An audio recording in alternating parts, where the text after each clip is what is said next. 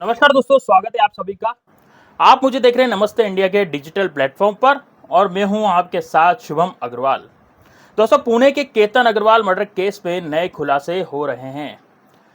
Police के मुताबिक सिया ने केतन से शादी की शॉपिंग के नाम पर 1 करोड़ रुपए लिए। इन पैसों से उसने शॉपिंग नहीं की, बल्कि पूरी रकम उसने अपने प्रेमी चेतन चौधरी को दे दी। केतन सिया की बाली प्री वेडिंग ट्रिप के लिए 6 जून को उन्होंने एयरपोर्ट छोड़ने वाले कैब ड्राइवर को बुक कर लिया था, जिसका नाम वैभव जाधव है। उसका बयान सामने आया है और उसी के आधार पर यह बातें की जा रही है कि सिया ने 1 करोड़ शॉपिंग के लिए लिए थे और सिया बाली नहीं जाना चाहती थी और रास्ते में इसको लेकर के काफ़ी सारी बातचीत हुई, यानी कि पूरी की पूरी जो बातचीत है इसी को लेकर के हुई। और इस बातचीत के बाद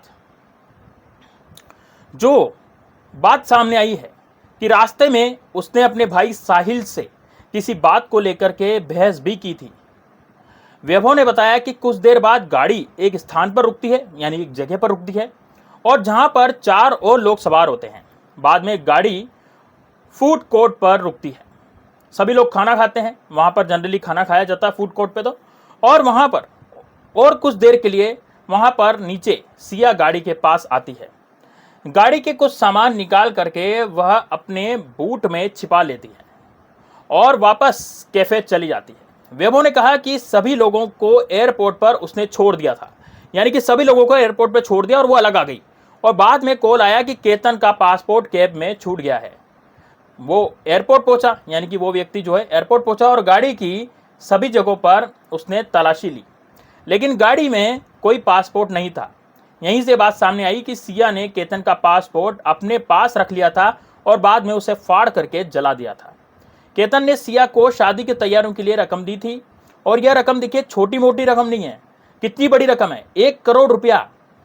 1 करोड़ रुपए की रकम जो है वो दी थी। सिया ने उस रकम का इस्तेमाल शादी की शॉपिंग करने के बजाय पूरी रकम चेतन चौधरी को दी थी, ताकि वह अपने कैरियर को और कारोबार को सेट कर सके। यानी कि चेतन चौधरी को जो रकम दी गई वो इसलिए दी गई ताकि वो चेतन चौधरी जो है वो केतन अग्रवाल को, यानी केतन अग्रवाल को मारने के बाद वो अपना कैरियर सेट कर सके और कारोबार को सेट कर सके, आगे बढ़ सके। क्योंकि चेतन आर्थिक रूप से कमजोर था, यानी कि चेतन चौधरी जो था वो आर्थिक रूप से कमजोर था। यह बात सामने आई कि चेतन के पिता एक छोटी सी दुकान चलाते हैं और क्रिकेट खेलकर चेतन अपने शौक पूरे करता है।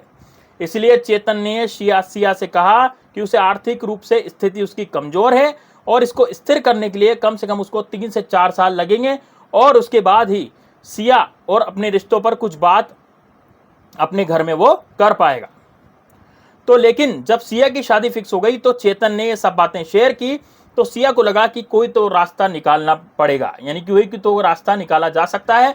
और वो रास्ता क्या हो सकता है कि चेतन को सेट किया जा सकता है, उसका कैरियर बेहतर किया जा सकता है, या फिर क्योंकि उस फैमिली से सिया थी तो उसने कुछ आइडियाज भी चेतन को दिए थे और उस आइडियाज पर काम कर सकता है और अपना कारोबार सेट कर सकता है। सिया और चेतन ने तय किया था कि केतन की हत्या के बाद 3 साल तक वह शादी नहीं करेंगे, ताकि उन पर किसी को भी शक न हो। चेतन की आर्थिक स्थिति भी तब तक मजबूत हो जाती है और यह मामला पूरी तरीके से ठंडा पड़ जाता तो दोनों शादी कर लेते। अब जांचकर्ताओं का कहना है कि यह योजना जांच से बचने और आखिर में परिवार की सहमति से शादी करने की रणनीति का हिस्सा है। यह कुछ ऐसा ही समझ आता है जैसा कि सोनम के केस में दिखाई दिया था। राजा रघुवंशी के केस में लिखा था कि सोनम ने प्लान किया था कि पहले वह राजा रघुवंशी को मार देगी और उसके बाद जो कुछ साल बाद ये पूरा मामला ठंडा हो जाएगा तो फिर वह राज से शादी कर लेगी। ऐसा लग रहा है कि सिया ने कहीं उसी की स्क्रिप्ट रिपीट करने की तो कोशिश नहीं की। सिया की मां ने बताया कि वो पहले चेतन से मिल चुकी थी और यह भी एक बहुत बड़ा खुलासा है। कल एक इंटरव्यू में सामने आया कि जो कि यहां पर बोला गया एक रिपोर्टर द्वारा कि सिया के माता पिता से जब बात की तो कई चौंकाने वाले खुलासे सिया के माँ बाप ने किए हैं और सिया की मदद से यह बात कही है कि वह पहले चेतन से मिल चुकी है। हालांकि सिया के फादर का कहना है कि वह चेतन के बारे में नहीं जानते थे, लेकिन सिया की मदर ने कबूल किया है कि वह एक टूर्नामेंट के दौरान उससे मिली थी, लेकिन ऐसी कोई बातचीत नहीं हुई थी। बस यह बातचीत हुई थी कि साहिल का वो दोस्त है और सिया भी उसे जानती है। अब बात आती है कि सिया की मदर कहती है कि उनकी बेटी पर बहुत सारे गंभीर आरोप लगाए जा रहे हैं, जो कि बिल्कुल बेबुनियाद हैं और जो कि बिल्कुल गलत हैं। बेटी ड्रिंक नहीं करती है, ना ही जेल में उसने शराब मांगी है, जबकि कई तस्वीरें ऐसी वायरल हुई है जहां पर पार्टी करते हुए सिया देखी गई है। साहिल के साथ भी वह पार्टी क्लब में पार्टी कर रही है और वह तस्वीरें भी काफी चर्चा का विषय रही। साथ ही यह कहा गया कि गलत साबित अगर हो जाती है तो सिया की मां का कहना है कि अगर सिया गलत साबित हो जाती है तो कानूनन तौर पर तो मेरी बेटी को आप सजा दे दीजिए। यानी कानूनी तौर पर यदि सिया गलत है ना, और गलत साबित हो जाती तो मेरी बेटी को आप सजा दे दीजिए। और यह बात फैमिली बार बार कह रही है, क्योंकि उनको विश्वास नहीं हो पा रहा है कि पिछले 3-4 महीनों में ऐसा कैसे हुआ कि सिया जो खुश थी इस रिश्ते से, अचानक उसने इतनी सारी प्लानिंग कर ली। अब आते हैं सिया के भाई के बयान पर कि सिया के भाई ने अब तक क्या कहा। देखिए, मीडिया में तो सिया के भाई पहले ही छुपते हुए दिखे और कैमरा वो फेस नहीं कर रहे थे, लेकिन बाद में उन्होंने कहा कि मुझे चेतन और सिया के रिश्ते के बारे में कुछ पता था, लेकिन मुझे लगा कि मैं अपने स्तर पर इसे हैंडल कर लूँगा और मैंने माँ बाप को यह बात नहीं बताई। सिया से मैंने ज़रूर बात की थी और सिया ने प्रॉमिस किया था कि वह चेतन से बात नहीं करेगी और उसके बाद हम दोनों ने कभी इस टॉपिक पर बातचीत नहीं की। सिया के पिता ने कहा कि पेच लगाने और हकलाने वाली जो बात है वह हमें पता चली थी रिश्ता फिक्स होने के बाद। तो मैंने सिया से लेकर के इसको लेकर के बात की थी। मैंने सिया से कहा था कि वह सोच समझ कर फैसला करे। रिश्ता फाइनल करने से पहले सिया को मैंने समझा दिया था, यानी कि उनके पापा ने, है ना, उनके सिया के जो पापा हैं उसने समझा दिया था रिश्ता तय होने से पहले कि वह एक दिन का समय ले ले। लेकिन सिया ने खुद आकर के ये बात कही थी कि इस बात पर वो ओके है, कोई उसको प्रॉब्लम नहीं है। उसने केतन से इस बारे में बात कर ली है, रिश्ता फाइनल उसके फादर कर लें, ऐसा उसने कहा। और यह सिया की तरफ से इंश्योर किया गया था और इसलिए सिया के फादर का कहना है कि उन्हें कभी नहीं लगा कि वह केतन को पसंद नहीं करती थी। ट्रैकिंग का शौक केतन को था, यह बात भी सिया के पिता ने कही थी और ट्रैकिंग पर जाने की बात सिया ने कभी नहीं कही थी। यानी कि यह बात केतन और उसकी फैमिली की तरफ से की गई है। अब 14 जून का वो दिन था जब सिया को केतन ने फोर्स किया, कहाँ जाने के लिए, लोहागढ़ फोर्ट जाने के लिए, कि ट्रैकिंग पर हमें जाना चाहिए। और उसके बाद बहुत फोर्स करने के बाद सिया भी तैयार हो गई। महाबलेश्वर जाने के लिए वह पहले से तैयार थी, लेकिन इनका पहले से प्लान था कि महाबलेश्वर जाएंगे, लेकिन उससे पहले लोहागढ़ जाने का प्लान है।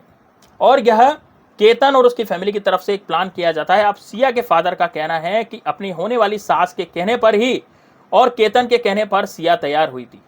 तो ऐसा नहीं लग रहा कि पहले से ही यह प्लानिंग लोहागढ़ जाकर केतन को खाई में धक्का देने वाली जो प्लानिंग है, जिस थ्योरी पर बातचीत हो रही है, वो ऐसा नहीं लगता कि वो सिया का प्लान होगा। अब सिया घर से उस दिन कैब से निकली थी जिस दिन केतन की हत्या होती है, यानी कि 18 तारीख को घर से कैब से निकलती है और आज आगे जाकर रास्ते में वो केतन से मिलती है और फिर वहां से वो दोनों फोर्ट के लिए जाते हैं।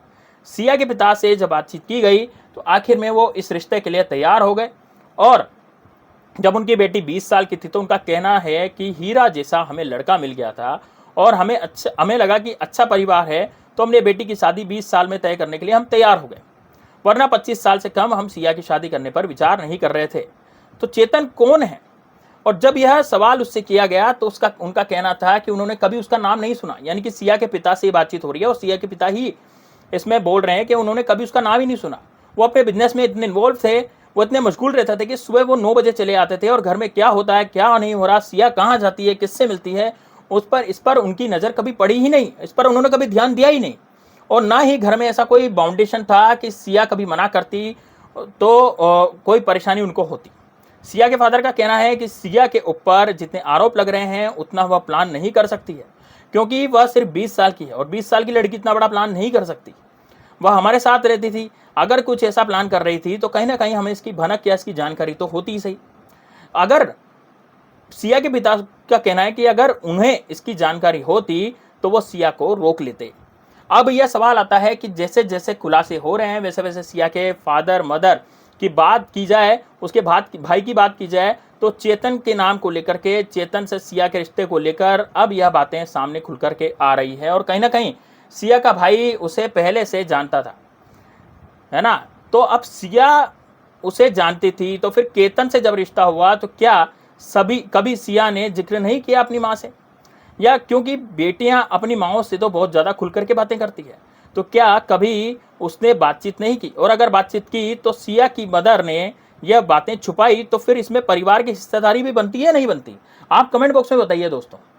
सिया की जितनी गलती है उतनी गलती उसके परिवार की भी है, क्योंकि यदि उसके भाई को लेकर के खुलासे हो रहे हैं कि उसका भाई सब कुछ जानता था, उसका जो भाई यानी कि साहिल जो है वो सब कुछ जानता था, यानी कि सिया का जो भाई है साहिल वो सब कुछ जानता था, उसकी माँ सब कुछ जानती थी, थोड़ा बहुत बातचीत करती थी, चलो उसके पिता नहीं जानते थे क्योंकि वो बिजनेस में मशगूल रहते थे, लेकिन उसकी माँ और भाई तो सब जानते थे। तो जानते बूझते हुए भी इस तरह का हादसा हो जाना, तो कहीं ना कहीं एक जिम्मेदारी बनती है कि भाई परिवार की भी इसमें जिम्मेदारी बनती है। तो दोस्तों आप इसके बारे में क्या कहना चाहेंगे, आप कमेंट बॉक्स में जरूर बताइएगा। साथ ही साथ दोस्तों अभी बहुत सारे खुलासे होने बाकी हैं, जांच चल रही है और पूछताछ का क्रम जो है वो जारी है और पूछताछ लगातार चलती जा रही है। तो यहाँ पर नए नए खुलासे डेली केतन और सिया और चेतन चौधरी को लेकर के होते जा रहे हैं, तो हम आपको अपडेट्स देते जाएंगे।